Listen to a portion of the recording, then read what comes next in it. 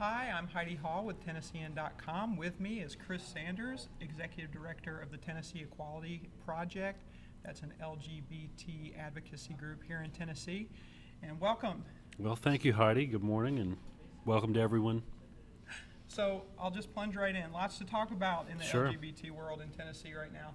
So is there a way in the wake of the DOMA ruling, the Defense of Marriage Act, the Supreme Court ruling, Right. to quantify how many Tennessee couples are same-sex, have married elsewhere, and make their homes here in Tennessee, and could be affected by the ruling? I would say it would be at the least hundreds, and my index for that is that we surveyed our members, and 30 gave us information that they had been married legally in another state, and told us, when that was, or they'd been married in Canada, and just talked about what that meant to them. So, if 30 of our members in a matter of 2 days provided us that information, I have to think the numbers would be in the hundreds.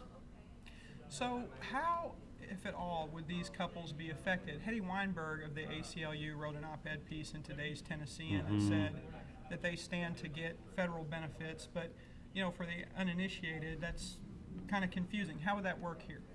Well, if you were married legally in another state,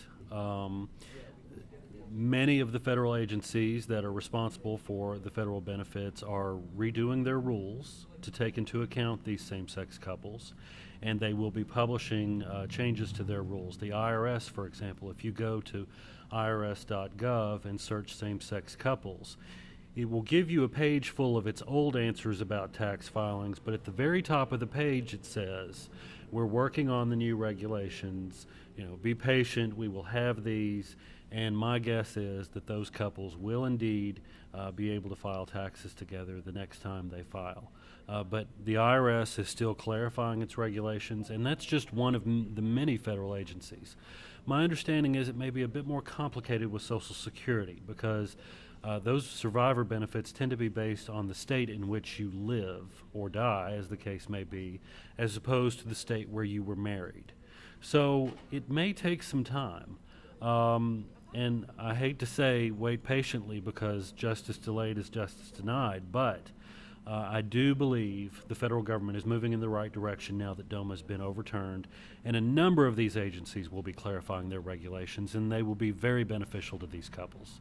You mentioned when we talked about this right the day of the ruling, the military implications. We've got Fort Campbell right over in the next county. Many That's right. military couples who may have been married elsewhere.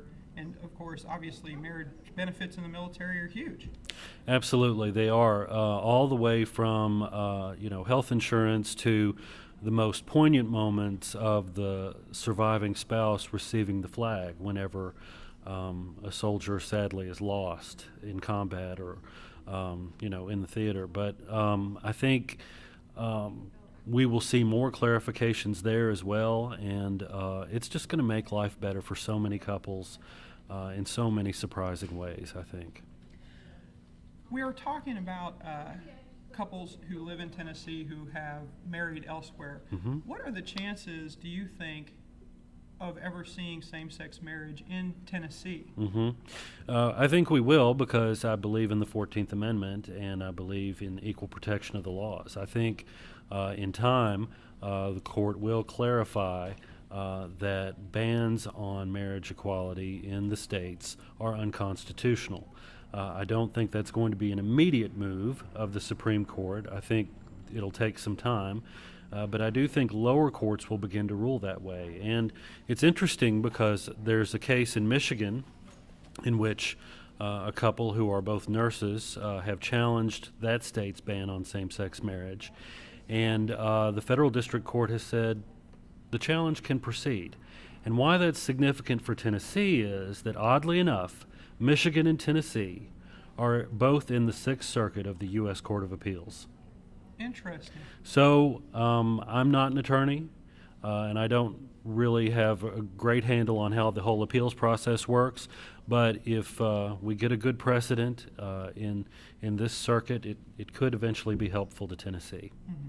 And just to explain to our audience, Tennessee banned same-sex marriage by statute in 1996 and then had a constitutional amendment passed by vote overwhelming in 2006.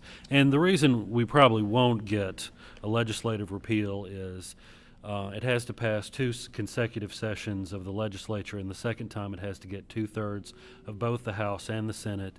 And I just don't believe there are 66 members of the House and 22 members of the state Senate who are willing to overturn our marriage ban.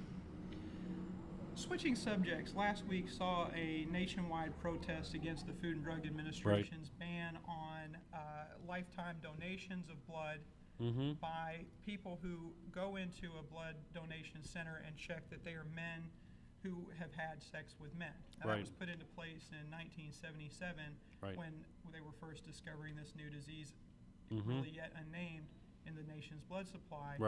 Do you think in 2013 that there's still good reason for that, and why or why not? I don't think so. I think we have much better screening methods. I think also if someone tests negative, I just don't see any reason to prevent that person from donating blood. We are experiencing shortages around the country of blood, and people are in desperate need. So I think we need everyone who is healthy and able to donate to be able to donate.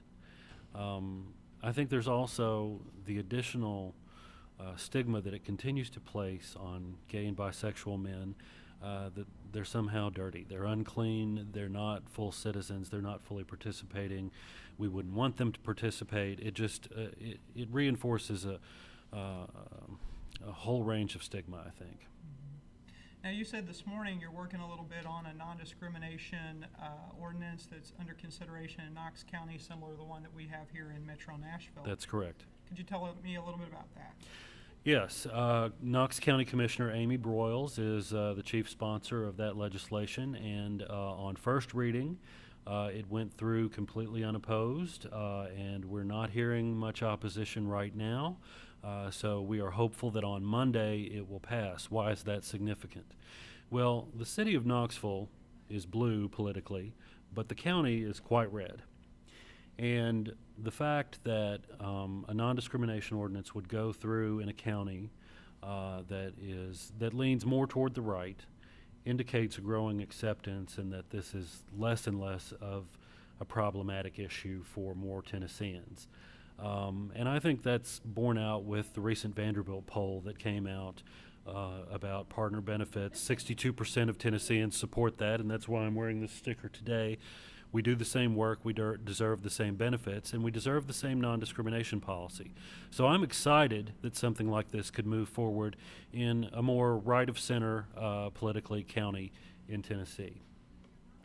So my last question is, do you think now with the DOMA fallout that you'll have more single gay people being introduced to straight people's dumb gay cousins, because that's what happens to straight people? I think so. I mean, I think pressured to marry.